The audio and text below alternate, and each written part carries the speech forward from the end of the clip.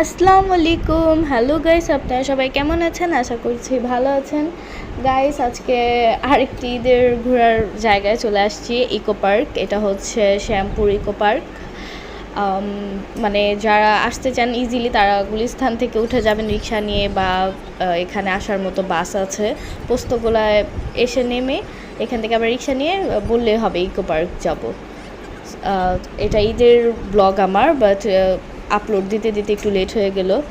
এই তো গাইস, এখানে এসে ফার্স্টে আমরা হচ্ছি খাদক।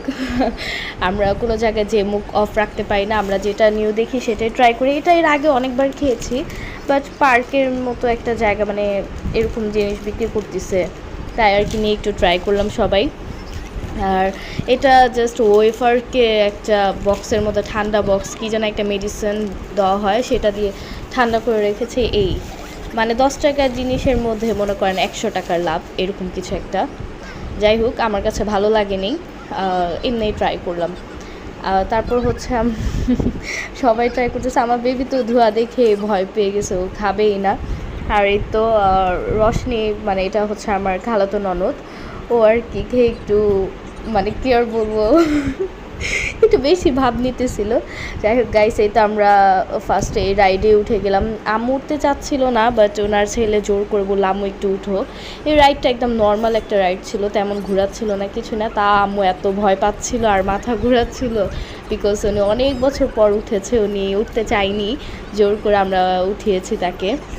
বাট ওনার কাছে এই রাইডটা এত মানে খারাপ ফিল হচ্ছিলো। পরে উনি নেমে বসেছিল, এর মধ্যে বেবিকে আরেকটা ছোট রাইডে উঠালাম।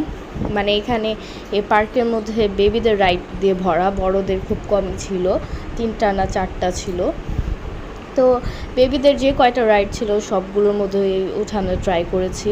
এর মধ্যে মানে বাবু যখন এই রাইডে থেকে নেমে গিয়েছে, তখন আবার আমরা খেতে চলে আসলাম। এখানে একটা খাবারের কর্নার সাইড আছে, সেখানে সবাই আর কি খাচ্ছিল। সো এখানেই আমরা চলে আসলাম, ফুচকা টুচকা নিলাম। এর মধ্যে আমরা আসছি ফার্স্টে, পরে আর কি ছোটো খালামণি, উনি শুনেছে যে আমরা পার্কে আসছি, তো উনি শুনে উনিও চলে আসলো। তো এখানে একসাথে সবাই খাওয়া দাওয়া করলাম। তেমন কিছু খাইনি, ফুচকা খেয়েছিলাম, আর বাচ্চাদের জন্য সসেজ নেওয়া হয়েছিল, আর আমরা পরে আইসক্রিম খেলাম। এর মধ্যে বেবি, তারপর এই যে ওর পাপা, ওরা এই রাইডটার মধ্যে উঠে গিয়েছে। এটার মধ্যে বাবুকে একা দেওয়া যাবে না, তাই আর কি আমার হাজব্যান্ড ওর সাথে, মানে বেবির সাথে উঠেছে। ওরা খুব এনজয় করতেছিল, বিশেষ করে আমার বেবিটা অনেক এনজয় করেছে। এটা বেবিদের জন্যই মেনলি পার্কটা, বড়দের জন্য তেমন কিছুই না, বড়রা হাঁটা চলা খাওয়া দাওয়া এগুলোই করবে। আর খুব ভালোই লাগে যখন দেখি যে বাচ্চা রাইডে উঠে অনেক হ্যাপি থাকে। আর এই রাইডটা অনেক স্পিডে চলতেছিল, তাই আর কি আমার খালাতো ননদ রশনি, ও ভিতরে যে বাবুকে ধরে ধরে রাইডের সাথে ও দৌড়াচ্ছিল। এই বিষয়টা অনেক ফানি ছিল, আমরা অনেক হাসাহাসি করতেছিলাম। বিলিভ মি, আমি এখনো হাসি থামাতে পারতেছি না ওর সিন দেখে। আমরা ওকে না বলতেছিলাম, বিশেষ করে আমি, যে তোমার যাওয়া লাগবে না, বাবু পারবে, ও ছাড়বেই না ওর ভাতিজাকে, এত ভালোবাসার ভাতিজা তাদের। যাই হোক গাইস, এই তো ওরা খুব মজা টজা করার পর ফাইনালি আমরা একটা রাইডে উঠলাম। মানে এটা হচ্ছে রোলার কোস্টারটা মজা ছিল, বাট এত ছোট, অনলি 2টা চক্কর দিয়ে শেষ, এই জিনিসটাই ভালো লাগেনি।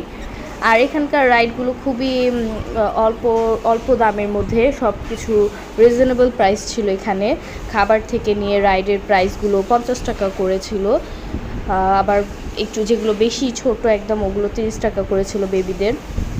রাইডগুলো ভালোই ছিল, ভালো লাগতেছিল। আর এই তো আমরা এখন গাইস বের হয়ে যাচ্ছি। আজকের ব্লগ এই পর্যন্ত শেষ। Like, comment, share and subscribe করবেন না। বাই, টাটা, আল্লাহ হাফেজ।